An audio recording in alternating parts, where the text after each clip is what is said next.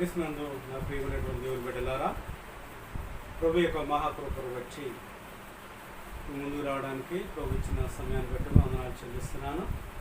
ఇప్పుడు వచ్చిన మీకు అందరికి కూడా నా యొక్క హృదయపూర్వక వందనాలు చెల్లిస్తున్నాను.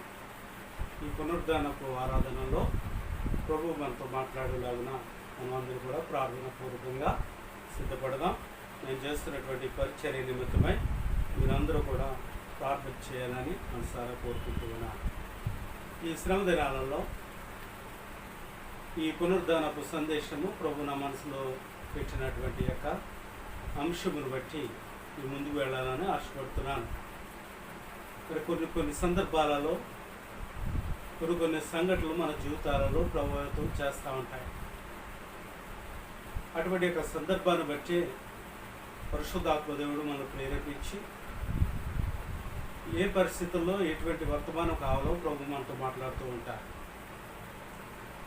యోహాను సువార్త 13వ అధ్యాయము 12, 13, 14, 15 వచనాలలో రాయబడినటువంటి వచనాలని నేను చదువుతాను. ఒకసారి మీరు జాగ్రత్తగా ఆలకించండి. యేసు ప్రభు వారు వారి పాదములు కడిగి తన పైవస్త్రము వేసుకున్న తరువాత ఆయన మరల కూర్చుండి, నేను మీకు చేసిన పని మీకు తెలిసినదా? బోధకుడనియు ప్రభు అనియు మీరు నన్ను పిలుచున్నారు. నేను బోధకుడను ప్రభువును గనుక మీరిట్లు పిలుచుట న్యాయమే. కాబట్టి ప్రభువును బోధకుడనైన నేను మీ పాదములు కడిగిన ఎడల మీరును ఒకరి పాదములు ఒకరు కడగవలసినదే. నేను మీకు చేసిన ప్రకారము మీరును చేయవలనని మీకు మాదిరిగా ఎలాగూ చేసేదని ప్రార్థన చేస్తుంది. మహానుతుడు మా తండ్రి, కృపమైన కృపశిస్తుడా మీకు వందనాలు నాయన. ఈ శ్రమ దినాలలో ప్రభువా, ఆనాడు 2000 సంవత్సరాల క్రితము ప్రభువా శిష్యుల యొక్క పాదములు కడిగినటువంటి యొక్క మీ మాదిరిని ఈరోజు మీరు ధ్యానిస్తూ ఉండగా ఎటువంటి సందర్భంలో ఆ పని చేస్తున్నావు, ఎటువంటి విధంగా వారికి జ్ఞానం ఉపదేశము చేసి ఉన్నావు, అట్టి విధంగా నేటి కాలంలో ఈ కాలంలో మాతో కూడా మీరు మాట్లాడి నీ బిడ్డలందరినీ కూడా వాక్యపు వెలుగులోనికి నడిపించమని యేసు పరిశుద్ధ నామములో బ్రతిమని వేడుకుంటున్నాను తండ్రి, ఆమేన్. నా ప్రియమైనటువంటి దేవుని బిడ్డలారా, ఈ వర్తమానము యొక్క అంశముల గురించి నేను చెప్తూ ఉన్నాను. ప్రభువా నా పాదములు కడుగుదువా, ప్రభువా నా పాదములు కడుగుదువా. ఈ మాట పలుకుతున్నది పేతురు. కానీ ఇక్కడ ఉన్నది 12 మంది శిష్యులు ఉన్నారు, ఇంకా అనేక మంది శిష్యులు కూడా ఉన్నారు, అనేక మంది చూస్తూ ఉన్నారు. అయితే ఈరోజు ఈ వర్తమానంలో ప్రభు మనకిస్తున్నటువంటి యొక్క అంశము, ప్రభువా నా పాదములు నీవు కడుగుతావా. అసలు యేసు ప్రభువు ఆ సందర్భంలో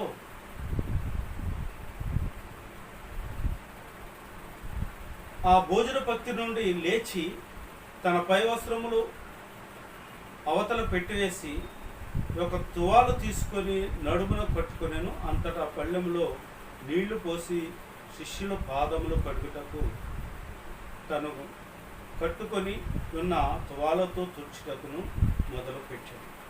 ఇక్కడ ఈ 13వ అధ్యాయంలో ఈ 4వ చరణం నుంచి అనగా మొదటి నుంచి ఆలోచన చేస్తే యేసు ప్రభు వారికి శిష్యుల యొక్క హృదయాలు ఎట్టివో అని తెలుసు. ఈ 12 మంది శిష్యుల్లో నమ్మదగినటువంటి వారు ఉన్నారు, నమ్మదగినటువంటి వారు కూడా ఉన్నారు. అందులో ప్రథమంగా మనం ఆలోచన చేస్తే ఇస్కరియోతు యోధ ఆయన దురాలోచన కలిగి ఉన్నాడు. కానీ యేసు ప్రభు వారు ఈ మంచివారి మీదను చెడ్డవారి మీదను అంతవరకు కూడా ఆయన నమ్మకముగాను ప్రేమగాను ఏ కపటము లేకుండాను వారిని సహిస్తూ వారిని లోకమునకు వెలుగుగా చేయాలని, ఈ లోకములో నుంచి వారిని వేరుపరచాలని, ఈ లోకములో నుంచి తన బిడ్డలు తన శిష్యులు ఒక దేదీప్యమానముగా లోకమునకు వారు ఉప్పుగా ఉండాలని, వెలుగుగా ఉండాలని ఆయన ఆశపడుతూ ఉన్నట్లుగా మనం చూస్తూ ఉన్నాం. యోధా యొక్క హృదయమును ఆయన చూచినప్పుడు అపవాది అనగా సాతాను ఆయనలో ప్రవేశించవద్దు. ఆ ప్రభువుల్లో ఆ భోజన పత్తిలో కూర్చున్నారే కానీ ఇస్కరియోతు యొక్క యోధా యొక్క హృదయంలో అపవాది చోటు చేసుకుని ఉంది. ప్రేమ విందులు పేరట, వనభోజనాలు పేరట, అర్పణలు పేరట, ఇలా రకరకాలుగా విందులు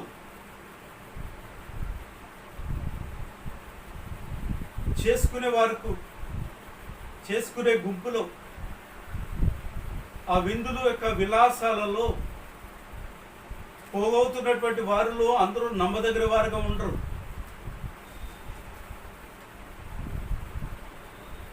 యేసు ప్రభుతో కలిసి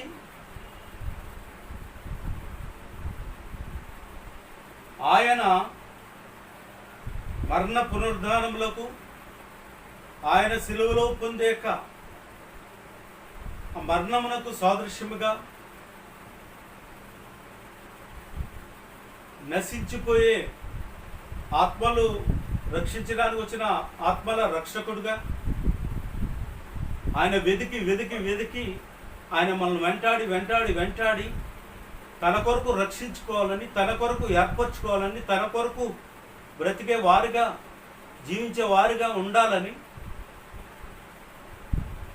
పరలోక రాజ్యము క్రీస్తు రాజ్యము భూమి మీద స్థాపించాలని వచ్చినటువంటి యేసు ప్రభు ఆయన కోరుకున్నంతగా నమ్మకస్తులు దొరకకపోవడం వలన ఆయన శిలువకు ఆయన సమర్పించుకునే సమయం వచ్చినప్పుడు ప్రభువైనటువంటి యేసు క్రీస్తు ఒక ఆ విందులో ఒక ప్రత్యేకమైనటువంటి భోజనాన్ని ఏర్పాటు చేశాడు. ఆ భోజనం ఏంటి అంటే ప్రభు బల్ల ఆరాధన. 2000 సంవత్సరాల క్రితము ప్రభువైనటువంటి యేసు క్రీస్తు 12 మంది శిష్యులకు మొదటి ప్రభు బల్ల ఆరాధన నూతన నిబంధననిచ్చాడు. ఆ నూతన నిబంధన ప్రభు బల్ల ఆరాధన ఎట్టి రీతిగా ఆయన ఇచ్చాడు ఆ రాత్రి అంటే, ఆయన ఒక రొట్టెను ఎత్తుకొని దాన్ని రెండుగా విరిచి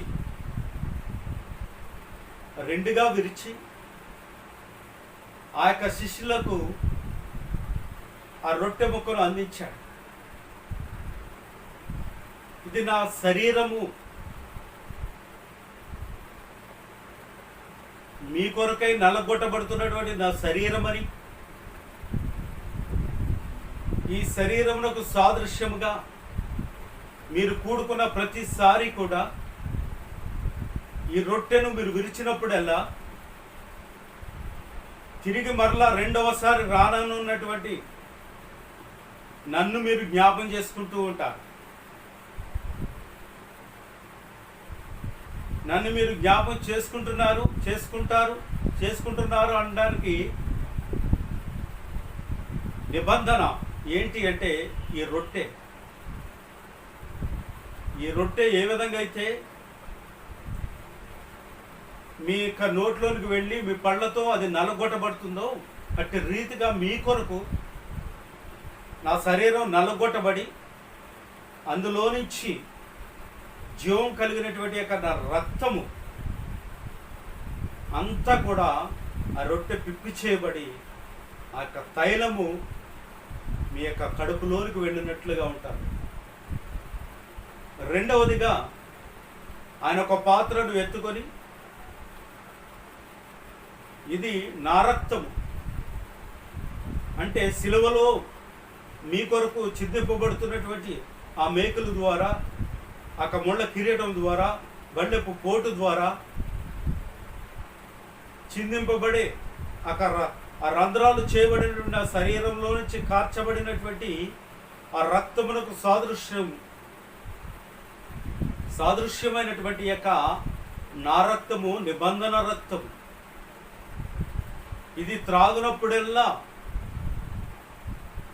నేను వచ్చే వరకు ఇది నా యొక్క రక్తమని మీరు ఎరగాలి.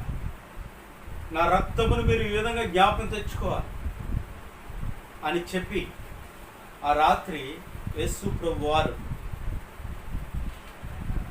ఆ శిష్యులకు అప్పగించినటువంటి యొక్క ప్రభు బల్ల సంస్కరణ. ఈ ప్రభు బల్ల సంస్కరణలో దుష్టుడైనటువంటి యొక్క ఇస్కరియోతు యోధా చేయి కూడా ఉంచాడు. ఆయన కూడా ఈ యొక్క ప్రభు బల్ల ఆరాధనలో పాలుపొక్కులు పొందుకున్నాడు. కానీ నీతిమంతుల సభలో పాపులు నిలవనేరరు. ఎప్పుడైతే ప్రభు బల్ల ఆరాధనలో ఆయన చేయి ఉంచి ఆరాధనలో పాలుపొక్కులు పొందుకున్నాడో, ఆ నిత్య జీవంలో నుంచి అపవాదం ఏం చేసిందంటే ఇస్కరియోతు యోధాను తోడుకుని పోయింది బయటికి. యోధా యొక్క పాపం బయలుపరచబడ్డది యేసు యొక్క నోట నుండి. అపవాది కొనిపోయింది. నీతిమంతుల సభలో నుంచి తప్పుకుపోయాడు యోధా. యోధా తప్పుకోవాలి. యోధా యేసుక్రీస్తుని అప్పగించాలి. తిరిగి యోధా పశ్చాత్తాపడాలి. తిరిగి యోధా స్తుతి ఆరాధన చేయాలి. తిరిగి యోధా తన పాపమును ఒప్పుకోవాలి. ఇది దేవుని యొక్క సంకల్పం అయింది. యోధా అనగా స్తుతి. స్తుతుల మధ్యలో నుంచి పునరుద్ధానుడైన యేసుక్రీస్తు లేపబడాలి. ఇది దేవుని యొక్క చట్టం. ఇప్పుడు ఇక్కడ జరుగుతున్నటువంటి సందర్భాన్ని గురించి మనం ఆలోచన చేసినప్పుడు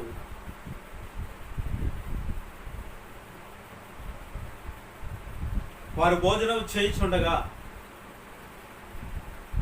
యోధా పాపం ఎరిగినటువంటి దేవుడు యేసుక్రీస్తు, నేను మరణమైన తర్వాత, నేను వారి మధ్య నుంచి కొనిపోయిన తర్వాత నా స్థానంలో ఎవరు ఉండాలని, ఎవరు బిషప్పులుగా ఉండాలని, ఎవరు రెవరెండ్లుగా ఉండాలని, ఎవరు నాయకులుగా ఉండాలని, ఎవరు మట్టుకు వారు నేను బోధించినటువంటి నా బోధను, నేను బోధించినటువంటి నీతిని, నేను ప్రకటించినటువంటి సత్య సువార్తను భిన్నమైనటువంటి బోధల తట్టు తిప్పుకుంటూ వారిలో కలిగిన దురాలోచనను కొట్టివేయడానికి, గమనించండి, వారిలో కలిగినటువంటి దురాలోచనలను కొట్టివేయడానికి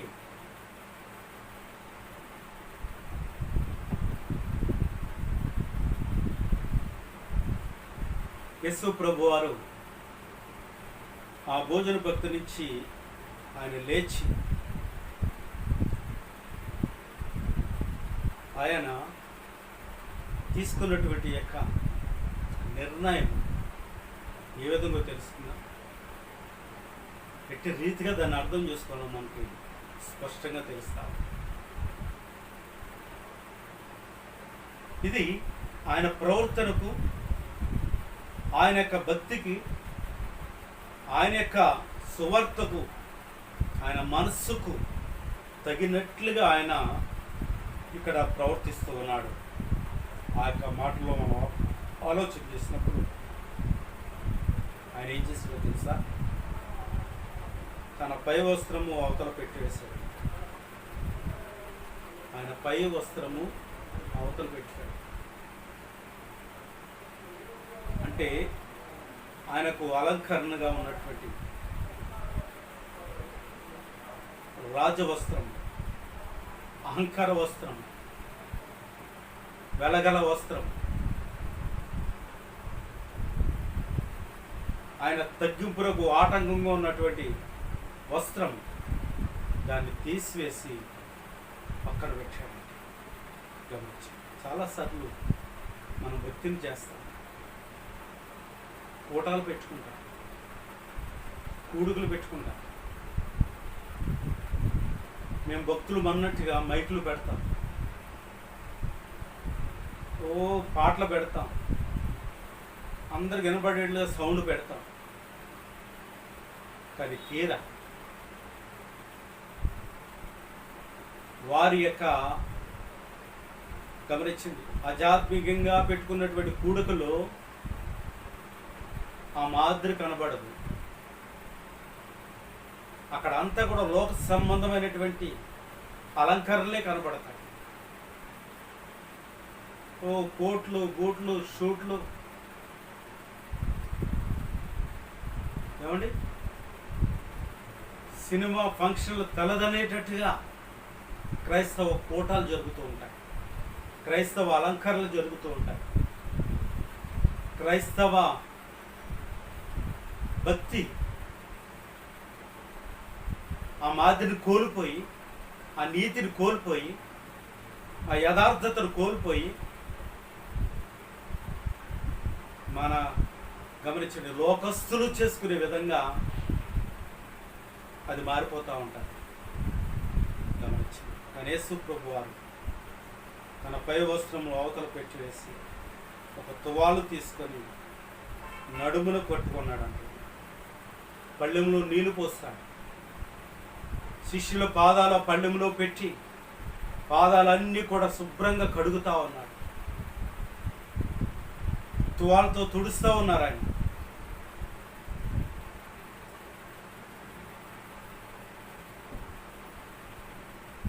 ఇప్పుడు ఇక్కడ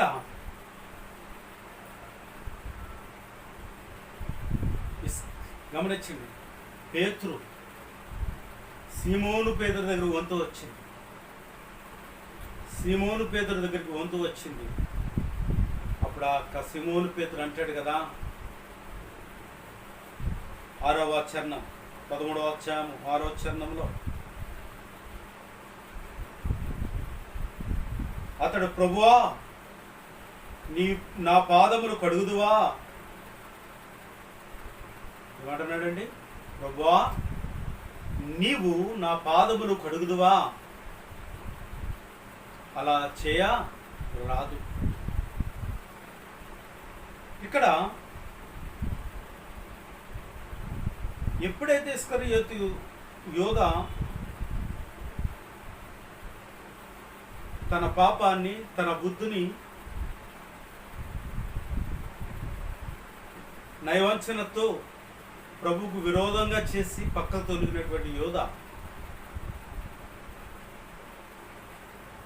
ఇప్పుడైనా యేసు ప్రభు చూపిస్తున్నటువంటి మాదిరిని, యేసు ప్రభు తగ్గించుకుంటున్నటువంటి తగ్గింపును, యేసు ప్రభు యొక్క హృదయాన్ని ఎరగొలిసినటువంటి యోధ దాన్ని అర్థం చేసుకోకుండా యేసు క్రీస్తుకు కలిగినటువంటి మనస్సును, ఫిలిప్పీ పత్రిక 2వ అధ్యాయం 5వ వచనంలో, యేసు క్రీస్తుకు కలిగిన ఈ మనస్సు మీరును ధరించుకొనుడి, కలిగియుండుడి. అపొస్తలుడైనటువంటి పౌలు ఇచ్చినటువంటి సాక్ష్యం,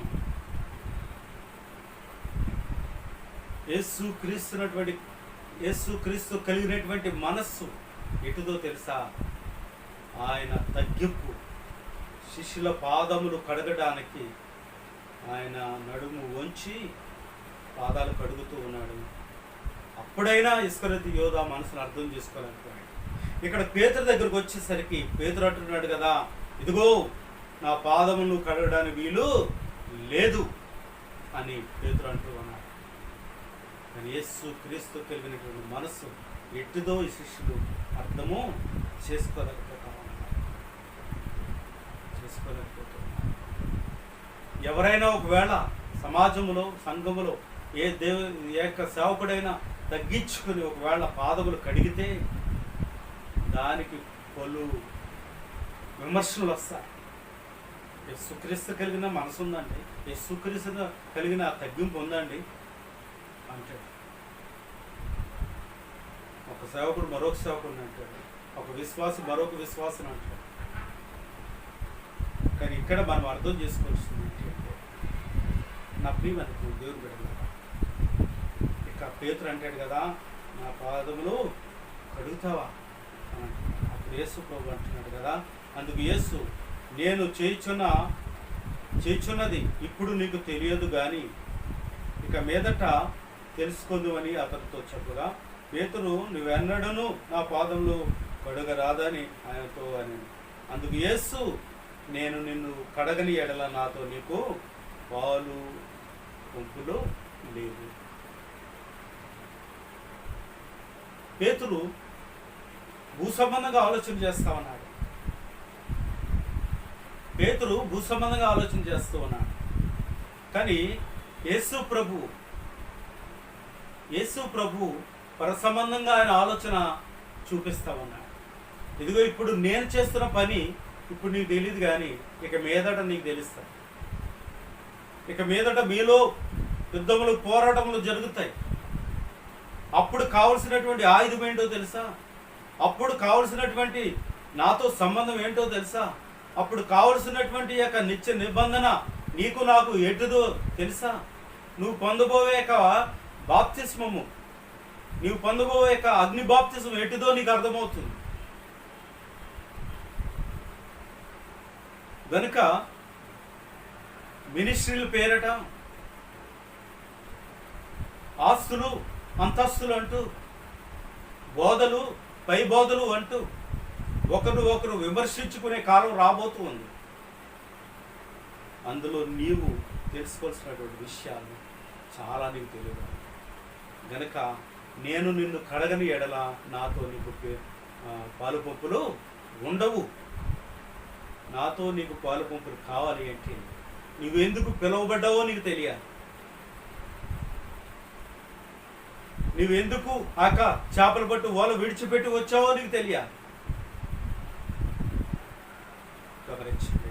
అందుకే మొదటి పేతురు పత్రిక 2వ అధ్యాయం 21వ వచనంలో అంటాడు, ఇందుకు మీరు పిలువబడితిరి, క్రీస్తు కూడా మీ కొరకు బాధపడి మీరు తన అడుగు జాడల యందు నడుచుకున్నట్లు మీకు మాదిరి ఉంచిపోయాను.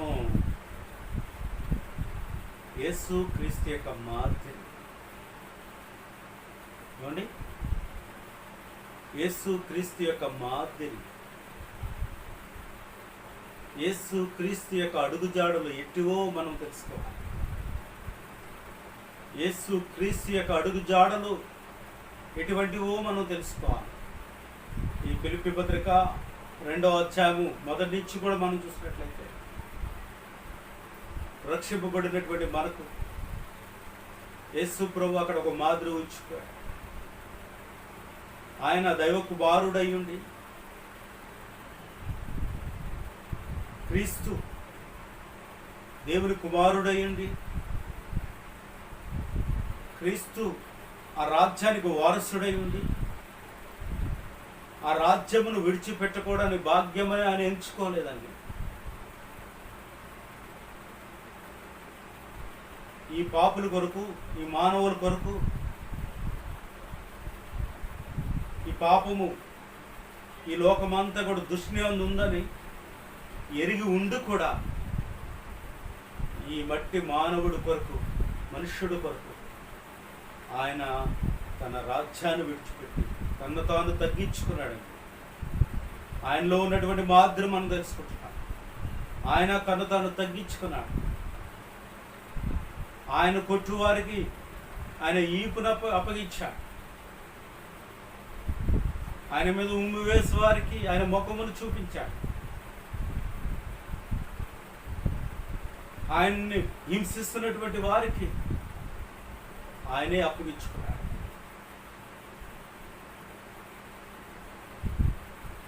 అందుకే పౌలు అంటాడు, ఇదిగో యేసు క్రీస్తు కలిగినటువంటి మనస్సు, ఈ మనస్సును మీరు ధరించుకోండి. యేసు క్రీస్తు కూడా మన కొరకు శ్రమలు అనుభవించాడు. 3.5 సంవత్సరాలు అనేకుల ద్వారా హింసింపబడ్డాడు. ఈ లోకం ఆయన సిలువ వేసింది. ఆయన పాపను రక్షించడానికి యేసు క్రీస్తు రక్తము ద్వారా, యేసు క్రీస్తు పాపను రక్షించడానికి వచ్చినటువంటి రక్షకుడు ఆయన. యేసు క్రీస్తు యొక్క రక్తము ప్రతి పాపము నుంచి విడిపిస్తుంది. కనుక ఆయన అడుగు జాడల్లో నడుచుకోవాలని ఆయన ఒక మాదిరి ఉంచిపోయాడు మన ముందు. ఈ నూతన నిబంధన అంతా కూడా మనం చదువుతూ ఉన్నప్పుడు, సువార్తలు చదువుతూ ఉన్నప్పుడు పౌలు దాన్ని ఔషధం పట్టి, పౌలు యొక్క మర్మాల్ని, యేసు క్రీస్తు యొక్క హృదయాన్ని ఎరిగి, ఆయన మనసును ఎరిగి, ఆయన అడుగు జాడలలో నడవడానికి ఈ లోకమును పెంటగా, ఈ లోకమును ఎందుకు పనికిరాని దానిగా ఎంచుకుని ఆయన సమస్తమును విడిచిపెట్టి వెనుకను మరిచి ముందున్న వాటి కొరకు, ముందున్నటువంటి యొక్క పరలోక దర్శనము కొరకు, పరలోక ఆ రాజ్యము కొరకు, పరలోక సంబంధమైనటువంటి ఈవుల కొరకు ఆయన సాగిపోయినట్లుగా మనం చూస్తూ ఉన్నాం. నా ప్రియమైన దేవుని బిడ్డలారా, యేసు క్రీస్తు కూడా మన కొరకు ఆయన బాధపడి, ఆయన గమనించండి, ఆయన తన అడుగు జాడలేను మనం నడవలేనని ఆయన మనం పిలిచాడు ఉన్నతమైన పిలుపుతో. యేసు క్రీస్తు కలిగినటువంటి యొక్క మంచి మనస్సు, ఆ మంచి మనస్సుతో ఆయన పరలోక సంబంధం కొరకు, పరలోక వారసత్వం కొరకు, మన వారసత్వము, పౌరసత్వము పరలోకమందు ఉందని తెలుసుకోవడం కొరకు ఆయన శిష్యుల పాదాలు కడుగుతూ ఉంటే, ప్రభువా నీవు నా పాదములు కడుగుదువా అని చెప్పి వద్దని దాన్ని త్రోసిపుచ్చుతూ ఉన్నాడు. అయితే యేసు ప్రభు ప్రేమించి పేతురు, నేను నీ పాదములు కడగకపోతే నాతో నీకు సంబంధము ఉండదు. నీ పాలు పంపులు పొందాలని ఆశపడితే, నా శ్రమలలో పాలు పంపులు పొందాలని, భరించాలని ఒకవేళ నిజంగా నువ్వు నన్ను వెంబడిస్తూ ఉంటే, నా సిలువను మొయ్యాలి అని నువ్వు అనుకుంటే, మొదట నీ సిలువను నువ్వు మోస్తూ నన్ను వెంబడించా. హల్లెలూయా. నా ప్రియమైనటువంటి దేవుని బిడ్డలారా, ఈ యోహాను సువార్త ఈ 13వ అధ్యాయము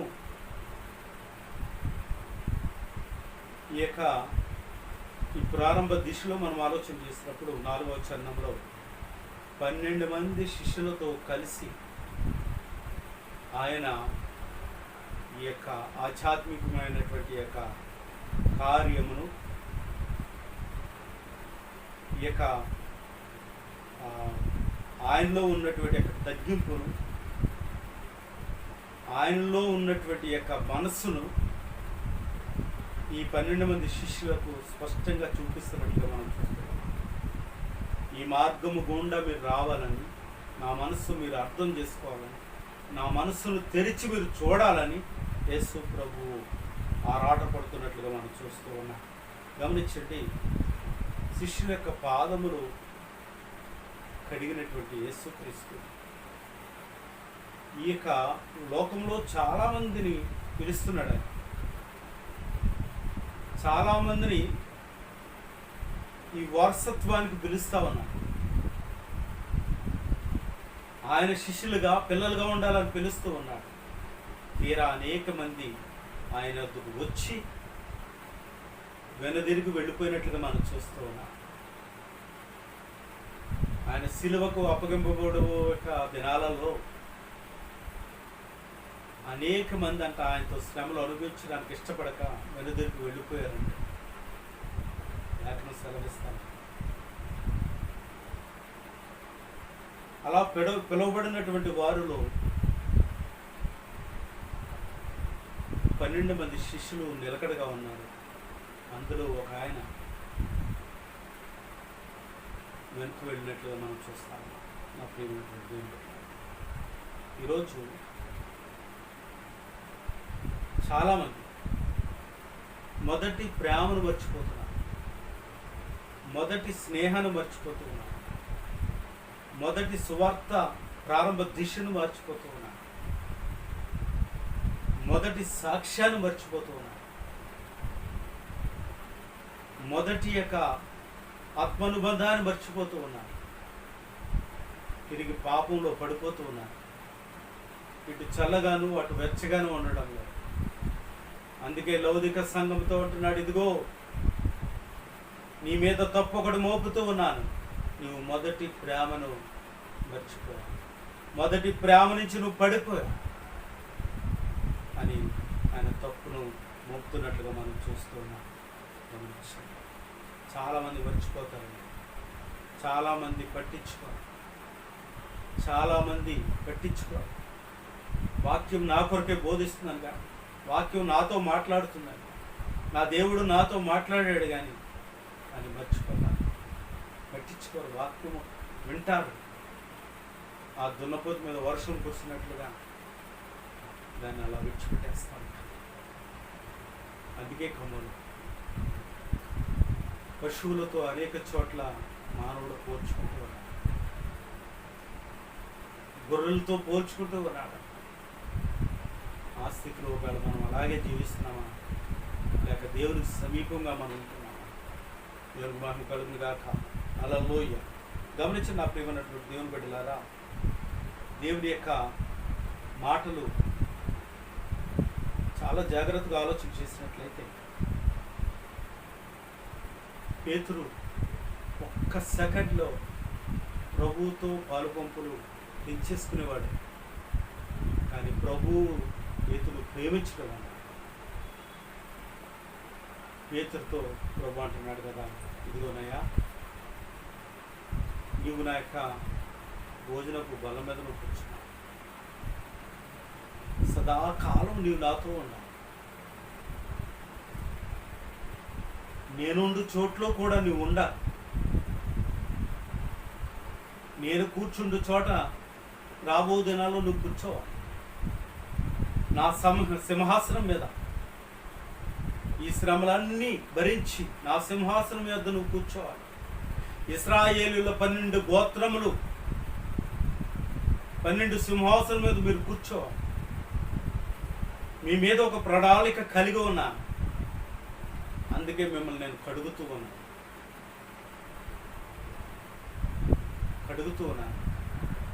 నువ్వు పవిత్రపరచబడాలి, నువ్వు నూతనపరచబడాలి. నీ సింహాసనం ఇది కాదు, నీ సింహాసనం పైన ఉంది, అక్కడికి నువ్వు రావాలి పేతురు అని పేతుని మందలిస్తున్నట్టుగా మనం చూస్తూ ఉన్నాం. యేసు ప్రభు వారు ప్రేమిస్తున్నాడు. సదాకాలము ఆయన భోజనపు బల్ల మీద మనమందరూ కూడా ఒలివ మొక్కల వల్ల ఉండాలని ఆయన ఆశపడుతున్నాడు. ఆయన నిన్ను కడగడానికి ఇష్టపడుతున్నాడు, ఆయన నీ పాదములు కడగడానికి ఇష్టపడుతున్నాడు. మరి నీవెలా ఉంటున్నావు? నీవెలా తగ్గించుకుంటున్నావు? యేసు క్రీస్తు కలిగినటువంటి మనస్సు నీకుందా? అయితే ఈరోజు దేవుని యొక్క వర్తమానం మీతో మాట్లాడుతూ ఉన్నాను. దేవుని లూకా సువార్త 22వ అధ్యాయం 27వ వచనంలో, గొప్పవాడెవడు భోజన భక్తిని కూర్చుండువాడా పరిచర్య చేయువాడా? గొప్పవాడు ఎప్పుడును గొప్పవాడు ఎప్పుడు దేవుని బిడ్డ ఎప్పుడు కూడా భోజన బలనే ఆ భోజన పక్కనే కూర్చుంటాడా, లేక దేవుని యొక్క పరిచర్య చేయవాడా? గమనించండి, ఈ యొక్క మాటలు మనం ఆలోచన చేసినప్పుడు పరిచర్య చేయవాడా అంటే ఎప్పుడు కూడా నా కడుపు, నా జీవితము, నా డబ్బు, నా ధనము అనేవాడు కాదు. యేసు క్రీస్తు కొరకు ఎవడైతే బ్రతుకుతాడో, యేసు క్రీస్తు మీద ఎవడైతే ఆనుకుని ఉంటాడో, యేసు క్రీస్తు అప్పగించినటువంటి సువార్త పరిచర్య ఎవడైతే చేస్తాడో, ఆ పరిచర్య చేయవాడే గొప్పవాడు. ఆ పరిచర్య చేయవాడే నిజంగా ఆయన బల యొద్ద కూర్చుండువాడు. ఆ పరిచర్య చేయవాడే ఆ నిత్య జీవమునకు వారసుడు, ఆ నిత్యల రాజ్యములో వారసత్వమును, రాజ్యానికి వారసుడిగా ఉంటాడు. భూమి మీద ఆయన కొరకు బ్రతకుండగా, భూమి మీద ఆయన గురించి సువార్త ప్రకటించకుండగా, భూమి మీద ఆయన ఇచ్చినటువంటి అన్నీ కూడా అనుభవిస్తూ సోమరుగా ఉండువాడు పరలోక రాజ్య వారసత్వానికి అర్హుడు కాడు. ఆయన కూర్చుండు స్థలంలో బల్ల యొద్ద కూర్చుండువాడు ఏమాత్రము కూడా కాదు. సువార్త ప్రకటించువాడు, ఆయన పరిచయం చేయవాడు మాత్రమే మరి యొక్క ఏమండి ఆయన బల్ల యొద్ద కూర్చుండేవాడు. కనుక ఆయనను నేను మీ మధ్య పరిచయం చేయవారి వలె ఉన్నాను అంటున్నాను. ఏమండి, ఈ లోకంలో నేను బోధకుడిగా వచ్చా, నాకు అప్పగబడిన ఆ బోధే నేను చేస్తూ ఉన్నాను. పరలోకంలో నా కొరకు సిద్ధపరచబడినటువంటి రాజ్యం ఉంది, సింహాసనం ఉంది. కానీ ఇక్కడ నేను ఆ పరిచర్య చేయడానికి నేను వచ్చాను. దేవునికి మహిమ కలుగును గాక. కనుక మీ యొక్క జీవితాలలో దేవుని యొక్క రాజ్యము పానమును, భోజనము కాదు, ఆయన పరిచర్య చేయటం. ఆయన బోధకుడిగా ఈ లోకంలో మనం జీవించాం. నా ప్రియమైనటువంటి దేవుని యొక్క వర్తమానము ఇటు రీతిగా సెలవిస్తుంది. రోమ సంఘానికి అపొస్తలుడైనటువంటి పౌలు 12వ అధ్యాయం 10వ చరణంలో ఆయన అంటాడు, సహోదర ప్రేమ విషయంలో ఒకని యందొకడు అనురాగము గలవారై ఘనత విషయంలో ఒకరినొకడు గొప్పగా ఎంచుకొనుడి. సువార్త పరిచర్యలో సహోదర ప్రేమలో ఎలా ఉండాలంట? ఒకరి యందొకడు అనురాగము గలవారై ఘనత విషయంలో ఒకరినొకడు గొప్పగా ఎంచుకొనుడి. దేవుని బిడ్డలిద్దరూ కలుసుకున్నప్పుడు, దేవుని బిడ్డలిద్దరూ పరిచర్య చేస్తూ ఉన్నప్పుడు, దేవుని బిడ్డలిద్దరూ ఒక చోటుకు వెళ్ళినప్పుడు, దేవుని బిడ్డలు ఇద్దరు ఒక సువార్త కూటానికి వెళ్ళినప్పుడు, ఏమండి దేవుని బిడ్డలు ఇద్దరు సువార్త ప్రకటిస్తూ ఉన్నప్పుడు ఒకడికి అంటే ఒకడు గొప్పగా ఎంచుకోవాలంట. అంతేగాని ఒకడు కంటే ఒకడు గొప్పగా ఏమండి ఎంచుకోవాలా? దేవుని యొక్క సువార్తకు వెళ్ళినప్పుడు ఒకటి కంటే ఒకడు గొప్పగా ఎంచుకోవాలా? కాదండి.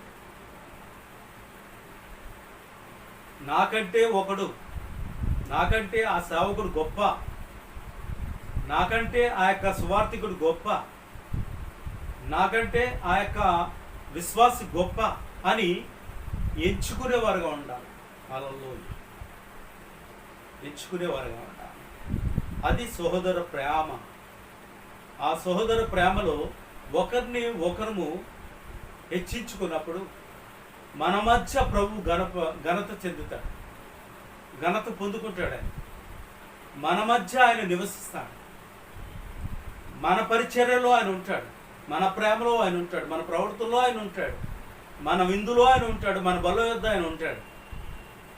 ఇదండి అందుకే పౌలు అంటాడు ఈ రోమా సంఘంతో, ఇదిగో మీలో ఒకరికంటే ఒకరు గొప్పగా ఎంచుకోవద్దు.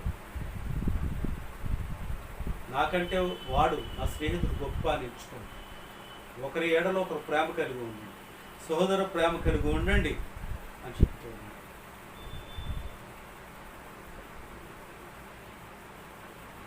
ప్రియమైన దేవుని బిడ్డలారా, ఎందుకంటే పౌలు అంటాడు తన యొక్క పత్రికలో, సహోదరులారా, ఒకడు ఏ తప్పుదములోనైనాను చిక్కుకొనిన ఎడల ఆత్మ సంబంధులైన మీలో ప్రతివాడు తను శోధింపబడుదురేమో అని తన విషయమే చూచుకొనుచు సాత్వికమైన మనస్సుతో అట్టి వారిని మంచి దారికి తీసుకొని రావలెను అంటాడు. దేవుని ప్రేమ కలుగుగా అని ఈ లోకంలో మనం ఆలోచన చేస్తే, ఎవరైనా తప్పు చేస్తే, లేక ఎవరైనా మనకు విరోధంగా ఉంటే వాళ్ళ మీద అబద్ధ మాటలు మాట్లాడతాం. వాళ్ళు ఎప్పుడు కూడా మనం ఏం చేస్తామంటే, నా ప్రియమైనటువంటి దేవుని బిడ్డలారా, గలతీ పత్రికలో ఆయన చెప్తున్నాడు చక్కటి మాట. ఈ గలతీ పత్రికలో 6వ అధ్యాయం 1వ వచనంలో ఆయన చెప్తున్న మాట నేను చెప్తూ ఉన్నాను, చాలా జాగ్రత్తగా.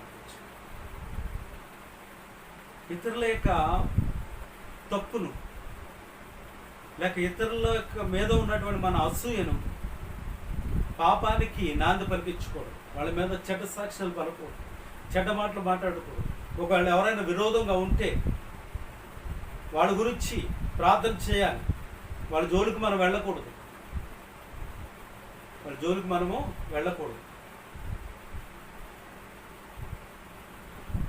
అదే యేసు ప్రభు ఇక్కడ నేర్పించాలనుకుంటున్నటువంటి మాదిరి. శిష్యుల యొక్క తప్పిదాన్ని దాచిపెట్టి వారి పాదములు కడగడానికి గల కారణం ఏంటి అంటే, మీరందరూ నావని మీరు ఉండాలని.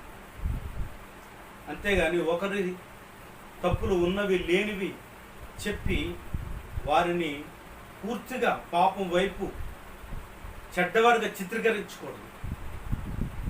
ఎందుకంటే ప్రేమ వృద్ధిపరచగోరువాడు, సామెతలు జ్ఞానం అంటాడు మహాజ్ఞాని. ఇదిగో ప్రేమను వృద్ధిపరచగోరువాడు తప్పుదములు దాచిపెట్టును అంటాడు. నువ్వు తప్పుదములు దాచిపెట్టకపోయినా నీ సహోదరుడి మీద నిందలు మోపేవాడుగా ఉండడానికి వీలు లేదు. అందుకే ఫిలిప్పీ పత్రికలో అంటాడు 2వ అధ్యాయం 5వ వచనంలో, క్రీస్తు యేసును కలిగిన ఈ మనసు మీరును కలిగి ఉండడు. క్రీస్తు యేసును కలిగిన ఈ మనసు మీరును కలిగి ఉండడు. అలా మనం కలిగి ఉన్నప్పుడు, అలాగా క్రీస్తు చూపిన బాధను మనం చూపిస్తూ ఉన్నప్పుడు, ఆ యొక్క 2వ అధ్యాయం 2వ చరణంలో ఏమంటుందంటే, మీరు ఏక మనస్కులగునట్లు ఏక ప్రేమ కలిగి ఏక భావం గలవారుగా ఉండి ఒకదాని యందు మనస్సును ఉంచుచు నా సంతోషము పరిపూర్ణము చేయడి. కనుక మనం అందరూ కలిసి ఈ శ్రమ దినాలలో ఇంకా అనేక వర్తమానాల ద్వారా ప్రభు యొక్క శిలువ త్యాగమును మనం జ్ఞాపకం తెచ్చుకుంటూ 40 దినాలు మరి దైవ చిత్తానుసరమైన దుఃఖంతో మనం సాగిపోదాం. అట్టి కృప దేవుడు మీకు అనుగ్రహించను గాక. ప్రార్థన చేసుకుందాం. మహోన్నతుడా, సర్వోన్నతుడా, సర్వకృపానిధి, 2020 సంవత్సరాల క్రితము నాయన మా నిమిత్తమే లోకానికి వచ్చావు. కలవరిలో నాయన ప్రభువా, నీవు చెందినటువంటి ఆ శిలువ సిరులు, ఆ రక్తధారను బట్టి మీకు వందనాలు చెల్లిస్తున్నాను ప్రభువా. ఆనాడు ఒక యూదుడు తన పాపం నిమిత్తమై యాచకుని యొద్దకు ఆ యొక్క శ్రేష్టమైన గొర్రెను తీసుకుని వచ్చాడు. ఈనాడు మిమ్మల్ని సమీపించడానికి దైవ చిత్తానుసరమైన దుఃఖముతో మిమ్మల్ని సమీపించినప్పుడు రక్షణార్థమైనటువంటి దక్షిణ హస్తము, ఆ నిజమైనటువంటి మారు మనస్సు, ఆ దుఃఖము మాకు కలుగజేస్తుంది కనుక మిమ్మల్ని సమీపించడానికి, అబ్బా తండ్రిని కోరుకోవడానికి మీరు ఇచ్చినటువంటి బలిపీఠమును బట్టి, కలవరి ఆ యొక్క ప్రభువా నాదుని యొక్క రక్తమును బట్టి, ఆ యొక్క ప్రభువా కలవరి గులగత కొండను బట్టి మీకు వందనాలు చెల్లిస్తున్నాను ప్రభువా. నీవు చెందినటువంటి రక్తము ద్వారా మాకు అందరికి విమోచన దొరికింది నాయన ప్రభా. మమ్మల్ని విమోచించడానికి వచ్చిన విమోచకుడు నీవే తండ్రి ప్రభా. కనుక నిశ్చయంగా ఈ బిడ్డలందరితోనూ మాట్లాడాము తండ్రి. ఆయా సంఘాల వారిని దీవించండి, ఆశీర్వదించండి. అందరూ క్రిస్టియన్ కర్మ సంఘ బిడ్డలు జ్ఞాపకం తెచ్చుకోండి. ఏక దీనుండి ప్రభు నిలవబెట్టుకునేంతవరకు మాట్లాడినందుకు వందనాలు చెల్లిస్తున్నాను. హాస్పిటల్లో ఉన్న బిడ్డలు జ్ఞాపకం తెచ్చుకోండి. బలహీనమైనటువంటి బిడ్డలు జ్ఞాపకం తెచ్చుకోండి. అయా గర్భఫలాలు లేనటువంటి బిడ్డలు జ్ఞాపకం తెచ్చుకోండి ప్రభా. అయా ప్రభా యేసయ్య ప్రభా నీవు ఇచ్చినటువంటి గర్భఫలాలు పొందుకున్నటువంటి బిడ్డలు, గర్భిణీ స్త్రీలు జ్ఞాపకం తెచ్చుకోండి. వృద్ధాప్యంలో ఉన్న బిడ్డలు జ్ఞాపకం తెచ్చుకోండి ప్రభా. యేసయ్య మీకు వందనాలు. అయా ప్రభా యేసయ్య మా దేశం జ్ఞాపకం తెచ్చుకోండి ప్రభా. దేశంలో జరుగుతున్నటువంటి ప్రభా యేసయ్య ప్రభా కుల పోరాటాలు నాయన ప్రభా యేసయ్య నాయన ఇది మీకు వందనాలు తండ్రి ప్రభా.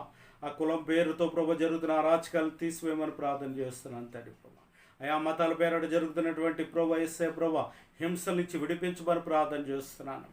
అయా మా యొక్క దేశమును పరిపాలించే మంచి నాయకత్వం దాయిచ్చే నాయన ప్రభా. మంచి ఆలోచనలు దాయిచ్చే ప్రభా. మంచి దైవ చిత్తానుసారమైనటువంటి ప్రభువా ఆ యొక్క ప్రభా ఆలోచనలు ప్రభా ఆయా రాజకీయ నాయకులందరికీ దాయిచ్చేయండి ప్రభా. మీకు వందనాలు చెల్లిస్తున్నాను. సేవకులు బట్టి మీకు వందనాలు, బలహీనలు బట్టి మీకు వందనాలు. ఇలాంటి డేస్లో నాయన ప్రభా ప్రతి ఒక్కరిని ప్రభా బలపరచండి. ఉపవాసాలు ఉంటున్నటువంటి బిడ్డలు జ్ఞాపం తెచ్చుకోండి ప్రభా. ఆయా సంఘాల వారిని జ్ఞాపం తెచ్చుకోండి. సమస్త ప్రార్థన అవసరతలు మీకే ఆరోపిస్తూ నా ప్రభును రక్షకుడును నజరేయుడైనటువంటి యేసుక్రీస్తు నామములో బ్రతిమాలి వేడుకుంటున్నాను తండ్రి. ఆమేన్. మన పరమతండ్రైన దేవుని యొక్క ప్రేమయు ఆయన కుమారుడైన యేసుక్రీస్తు వారి కృపయు పరిశుద్ధాత్ముని యొక్క అంజన సాహసం ఇప్పుడు ఎల్లప్పుడు సదాకాలం తల వంచినట్టు బిడ్డలకును ఆ యొక్క వర్తమానమైన బిడ్డలకును సకల పరిశుద్ధులకు మీ కృపతోడే నడిపించునుగాక. ఆమేన్, ఆమేన్, ఆమేన్.